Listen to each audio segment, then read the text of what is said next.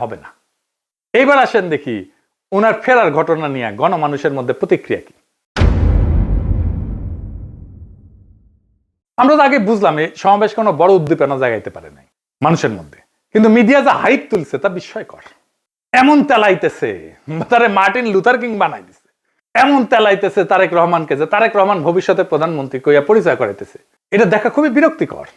Media hype তুলছিল 2004 সালে ভারতীয় লোকসভা নির্বাচনে ইন্ডিয়া শাইনিং কইয়া বিজেপি নির্বাচনে নামছিল, গোহারা হারিছে। হিলারি ক্লিন্টন কেও মিডিয়া একদম হাইপ তুলছিল 2016 সালে, গোহারা হারছে ট্রাম্পের কাছে। ব্রেক্সিটেও প্রেডিকশন ছিল ব্রিটেন ইউরোপিয়ান ইউনিয়নে থাকবে, থাকে না, এটা মিডিয়ার প্রেডিকশন ছিল।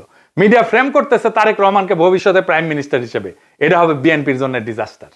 ঐতিহাসিকভাবে প্রমাণিত যে জনগণ মিডিয়ার ভুল বা বায়াস প্রেডিকশনকে কেবল ভুল হিসাবে পাঠ করে না, তারা এটাকে ম্যানিপুলেশনের চেষ্টা হিসেবে বোঝে। 2016 সালের নির্বাচনের পরে পিউ রিসার্চ সেন্টার ধারাবাহিক জরিপ করছিল, এখানে বলতেছিল যে মিডিয়া ট্রাস্ট কনজারভেটিভদের মধ্যে এইটা ইতিহাসের সবচেয়ে নিচে নামে আসছে। মিডিয়ার ট্রাস্ট, মিডিয়ার বিশ্বাস। এবং অনেক তথ্যদাতা সরাসরি বলছে যে মিডিয়া আমাদেরকে বলার চেষ্টা করছে যেটা হবে, এবং তারা ভুল বলছে। এটাকে এজেন্ডা সেটিং হিসেবে মানুষ দেখে, মিডিয়া কভারেজ হিসেবে দেখে না।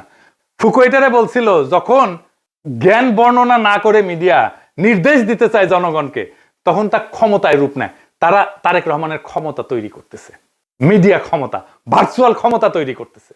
আর হান্না আন্ড্রেড বলছিল যে এমন ক্ষমতা জনগণ নীরবে সহ্য করে না, সে প্রত্যাখ্যান করে। তাই বহু নির্বাচনে আমরা দেখি জনগণ ব্যালট ব্যবহার করে কেবল কোনো প্রার্থীর বিরুদ্ধে না, ভবিষ্যতে আগেই লিখে রাখা মিডিয়া ন্যারেটিভের বিরুদ্ধে প্রতিশোধ নেয়। বাংলাদেশের জনগণ এই যে তারেক রহমান আগামীর প্রধানমন্ত্রী, এই মিডিয়া ন্যারেটিভের বিরুদ্ধে প্রতিশোধ নেবে, লিখে রাখতে পারেন আজকের কথা।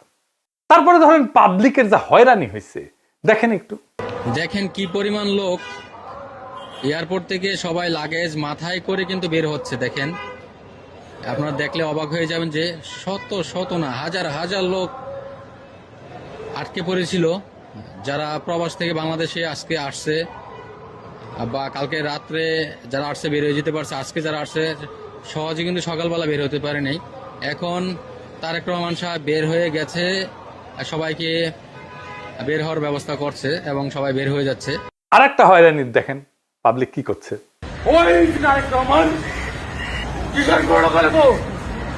আপনি এই গাড়ির যাত্রী কয়টা বাজছেন এখানে?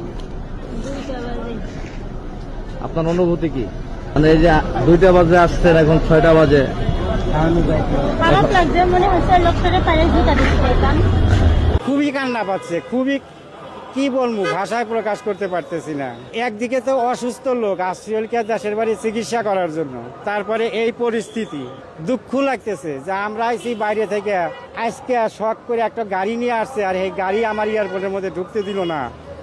আমি এইভাবে ঠেলিয়ে ঠেলে নিতেছি, এতে তো আমার কাছে ওইটাই মনে হয় যে আমরা মনে হয় যে অপরাধী করছি। তারেক রহমানকে যে বাংলাদেশের ত্রাতা হিসেবে দেখানো হইতেছে। বাঙ্গু সুশীলদের শিরোমণি মতিউর রহমান কইছে যে দেশে রাজনৈতিক শূন্যতা চলতেছে, তারেক রহমান আরো আগে আসলে ভালো হইতো, মানে এই শূন্যতা কাটতো। শুনেন, আমি ব্যক্তিগতভাবে এটা মনে করি যে দেশে একটা রাজনৈতিক শূন্যতা রয়েছে, চলছে, এটা একটা বিপজ্জনক। আমি সবসময় ভাবতাম বা এখনও মনে করি যে বিএনপির ভারপ্রাপ্ত চেয়ারম্যানের আরেকটু আগে, বেশ একটু আগে যদি আসতে পারতেন, তাহলে এক্ষেত্রে হয়তো বিএনপি এবং দেশের মধ্যে একটা ভালো সুবিধাজনক অবস্থা তৈরি হতে পারত। তাকে বাংলাদেশের রাজনীতিতে অপরিহার্য প্রতীকে পরিণত করা হয়েছে। তারেক রহমানের রাজনৈতিক শক্তি যেদিন থেকে তারেক রহমানকে রাজনীতিতে অপরিহার্য প্রতীকে পরিণত করা হয়েছে, তারেক রহমানের রাজনৈতিক শক্তি সেদিনই শূন্য হয়ে গেছে।